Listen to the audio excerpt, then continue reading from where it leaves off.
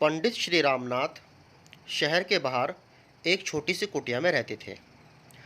एक दिन जब वो विद्यार्थियों को पढ़ाने के लिए अपनी कुटिया से जा रहे थे, तो उनकी पत्नी ने उनसे पूछा कि आज खाने में क्या बनेगा, क्योंकि घर में सिर्फ मुट्ठी भर चावल ही हैं। पंडित रामनाथ ने अपनी पत्नी की ओर एक नज़र देखा और बिना कुछ जवाब दिए ही वहाँ से चले गए।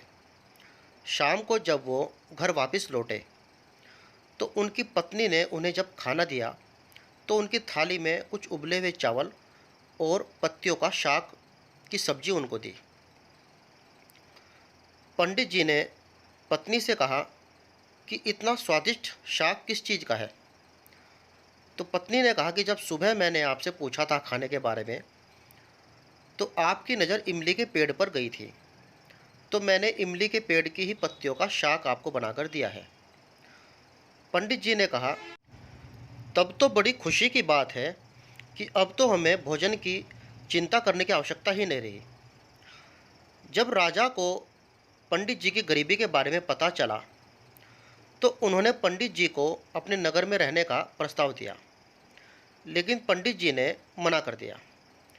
राजा यह बात सुनकर बहुत हैरान रहा, तो उनका हालचाल जानने के लिए ही एक दिन राजा उनकी कुटिया में खुद गए और काफ़ी देर तक वो इधर उधर की बातें करते रहे।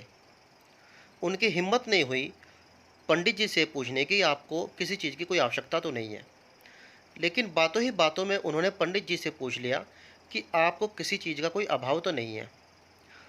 यह बात सुनकर पंडित जी ने हंसकर कहा कि यह सब कुछ तो उनकी पत्नी ही जाने, आप मेरी पत्नी से पूछ लीजिए। इस तरह का प्रश्न राजा ने फिर दोबारा पत्नी से किया कि आपको किसी चीज़ का कोई अभाव तो नहीं है।